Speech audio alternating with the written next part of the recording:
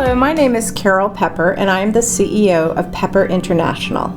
Since 2001, I have helped families all over the world create their own single-family office or improve an existing family office. Now, for people that don't have a family office, often I'm asked the question, well, exactly what is a family office? I've heard the term bandied about, but I don't really understand what it is. So this short video is going to give you a brief introduction into what is a family office. So a single family office is often called an SFO, and it's a privately owned organization that handles all of the financial affairs of a single family. You might also hear the term MFO, that implies that there's a multifamily office or an office that handles more than one family.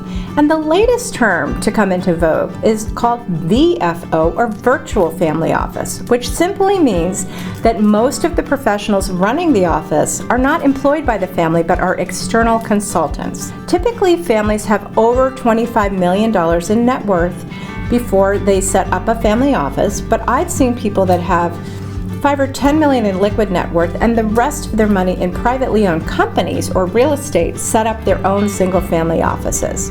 You can hire staff to completely and only work for you full-time, or you can have a team of external service providers or a mix of both. Today, most families are mixing both full-time employees with excellent external consultants for particular needs. Now, what does a single family office do? Well, there are three major areas, as this chart shows you, that a family office focuses on. The first area is the family office will manage your investments. This includes market investments, direct private deals, co-investments, real estate, non-financial assets, and then managing this all via consolidated reporting, so wherever you are in the world, you have an idea of how your money is doing on your phone, ideally. The second thing that's very important that a family office manages is the tax and planning aspects of running your family wealth. This includes accounting and tax supervision, operational planning, estate planning, trust planning, philanthropy, and if you are an international family, jurisdiction management as well. The other services that a single family office covers for you include banking and insurance, family governance and family communication, education of the next generation, legal matters, health and security, and family history. Now, when people do not have a family office, life is fairly complicated. There are a lot of specialists who are often hired by a family to do various things, but they're not very controlled. Costs are often not understood. The family members are involved in every matter, and often there's a patriarch or head of the family who becomes the bottleneck because he has to make every single decision. There's no clear picture of the assets, and frankly, no control over time and money, and most wealthy people I know would like to feel a sense of control. And without a single family office, often they feel very out of control. Once you have a family office, life does get easier. You have one point of contact who tends to be the head of your family office, and that person manages all the experts for you. The costs are all under control and known. You decide as the family member what level of involvement you would like to have, when you would like to enter any particular decision-making process. You have a reporting system that gives you a clear picture of the assets that you have, and you regain your sense of control over your time and your money, and that is a good thing.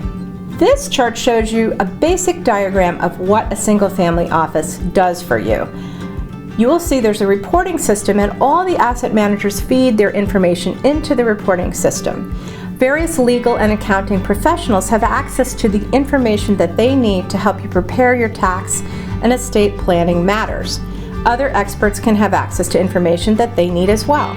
Then you and your family office head share information with the various family members. Some can be very involved and some can be very passive, only receiving dividends, for example, rather than being involved in operating companies. But by having this very simple structure, you suddenly have control back over your time and money, and your professionals are doing what they're supposed to do to grow your wealth for multiple generations. The other reason people are setting up a single family office, quite frankly, is that they would like to do business with other family offices. There's a growing phenomenon of family offices doing co-investment deals together all over the globe. Frankly, families that have a family office prefer to deal with other families who have a family office because they understand that they share values. If you've taken the time to set up a single family office, you are clearly a family thinking on a multi-generational level. You are thinking about your heirs 100 years from now, and therefore you have a long-term perspective, and you may think very differently than, let's say, a corporation that's public and has to do quarterly earnings reports. So a single family offices like to do business with other families that have taken the time and effort and spent the money to set up their own family office. And quite frankly, you cannot be a member of the family office networks if you don't have a family office. When you set up your single family office, you're going to be creating something that's uniquely tailored for your family.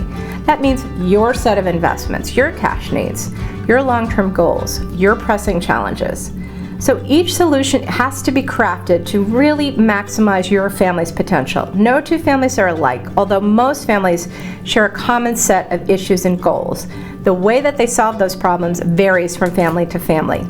Now, what does the academic research say? Are we spending all this money and does it actually make sense? Well, in fact, the Wharton School of Business, which is part of the University of Pennsylvania, through the Wharton Global Family Alliance, in partnership with the Family Business School at the University of Navarra, Spain, published a study of over 100 global single-family offices in 2009 and updated that study in 2012. You can find these studies easily by Googling online.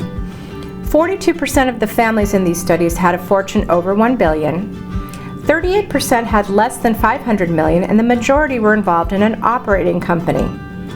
Now, this study looked at what made a family high-performing versus low-performing. Now, high performers had an investment performance of over 6% per annum over a period of time. Low performers had under 6% per annum return over a long period of time. What did we find out? The higher the quality of the single-family office, the higher the investment process. The concept of quality in a family office was defined by 6 pillars: governance, documentation, investment management processes, communication, human resources, education, and succession planning.